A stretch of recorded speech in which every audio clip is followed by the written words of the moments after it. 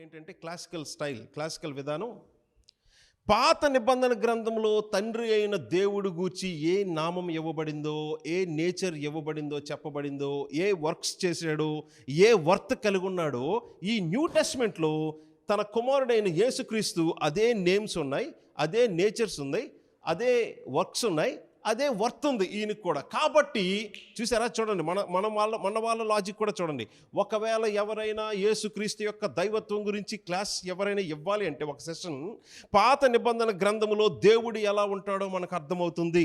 తండ్రి అయిన దేవుడికి మాత్రమే ఉండే పేర్లు, ఆయనకి మాత్రమే ఉండే స్వభావం, ఆయనకి మాత్రమే ఉండే లక్షణాలు, ఆయనకి మాత్రమే ఉండే సామర్థ్యం, ఆయన మాత్రమే చేయగలిగే పనులు ఈ కొత్త నిబంధన గ్రంథంలో తన కుమారుడైన యేసుక్రీస్తు కూడా చేస్తున్నాడంటే అర్థం ఏంటంటే ఆయన సమానం అని చెప్పడానికైతే ఈ బైబిల్ లేదు.